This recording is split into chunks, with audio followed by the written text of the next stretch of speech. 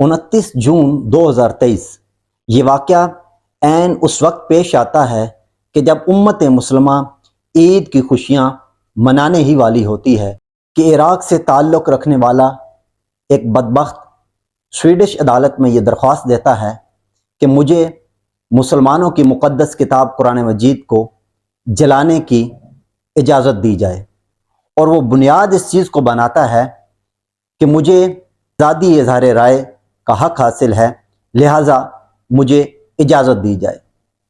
اور سب سے بڑا ظلم یہ ہے کہ سویڈش عدالت اس کو آزادی اظہار رائے کے بنا پر اجازت دے دیتی ہے اور امت مسلمہ کے سینوں کو چھنی کرنے کے لیے کھلے عام اس کو جگہ اور وقت بھی دیا جاتا ہے، اور اس دہشت گردی کو عمل میں لانے کے لیے وقت اور مقام انتہائی پلاننگ کے ساتھ منتخب کیا جاتا ہے۔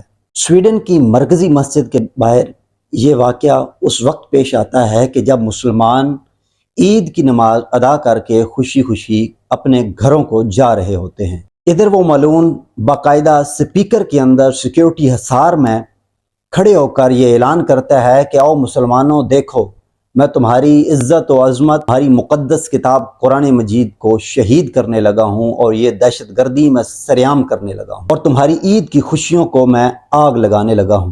اور پھر وہ ملعون یہ دہشت گردی کر گزرتا ہے، اور جب ایک نوجوان اس کو روکنے کی کوشش کرتا ہے تو سیکیورٹی اہلکار اس نوجوان کو حراست میں لے لیتے ہیں اور اس کے اوپر دہشت گردی کا مقدمہ درج کرتے ہیں، اور اس کو یہ کہتے ہیں کہ تم جو اس کو روکنے کی کوشش کر رہے تھے، تم دہشت گردی کر رہے ہو، اور وہ جو کر رہا ہے وہ آزادی اظہار رائے ہے۔ اور اب سوچنے اور سمجھنے والی بات یہ ہے کہ جو کتاب لاکھوں سینوں میں محفوظ ہو اور جس کے شد و مد میں بھی کمی پیشی کی کوئی طاقت نہیں رکھتا، کیا اس کتاب کو جلا کر وہ خدا اور خدا کے رسول کی گستاخی کرنا چاہتا تھا؟ نہیں، اس کا یہ عمل صرف خدا اور خدا کی رسول کی گستاخی کرنا مقصود نہیں تھا۔ اس کا مقصد یہ بھی تھا کہ مسلمانوں کو ان کی اوقات یاد دلائی جائے۔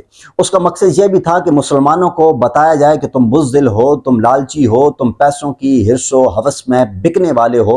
اس کا مقصد یہ بھی تھا کہ مسلمانوں کو بتایا جائے تم اقتدار کی لالچ کرنے والے ہو۔ اس کو یہ بتایا جائے کہ تم کمزور ہو، تم محتاج ہو۔ مقصد یہ بھی تھا کہ مسلمانوں کو بتایا جائے کہ تم مسلمان بعد میں ہو، تم پہلے سنی، شیعہ، وہابی، دیوبندی ہو، تم پہلے پاکستانی، ایرانی، افغانی ہو۔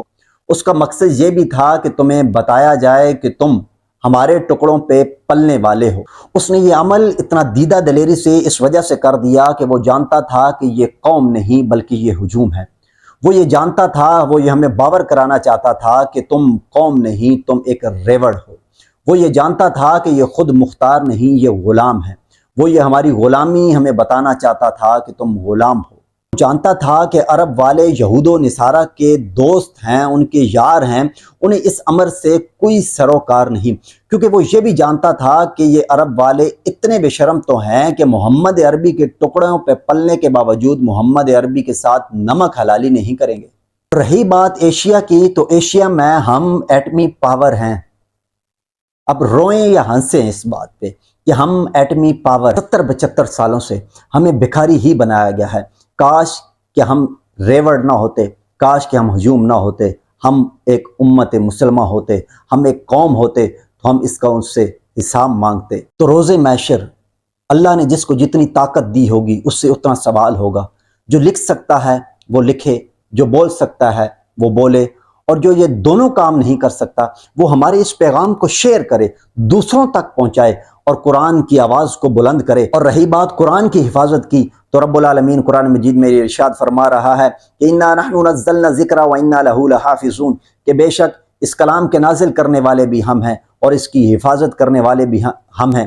اور صاحب قرآن کے بارے میں اللہ تعالیٰ ارشاد فرما رہا ہے کہ وَرَفَعْنَا لَكَ ذِكْرَكَ، کہ اے میرے محبوب ہر چڑھتے سورج کے ساتھ تیرا ذکر بلند ہوتا رہے گا، اور قیامت تک یہ سلسلہ جاری رہے گا۔ اور یہ دہشت گرد، یہ گستاخ، یہ ملعون، ان کے آباء و اجداد بھی مٹ گئے اور یہ بھی مٹ جائیں گے۔ رہے گا نام اسلام، کا نام زندہ رہے گا، اسلام زندہ رہے گا، قرآن کی تلاوت جاری رہے گی، صاحب قرآن کے نغمے گنگناتے رہیں گے اور صاحب قرآن کے ڈنکے بجتے رہیں گے۔ بدلے گا لاکھ زمانہ مگر قرآن نہ بدلا جائے گا، ہے قول محمد قول خدا فرمان نہ بدلا جائے گا۔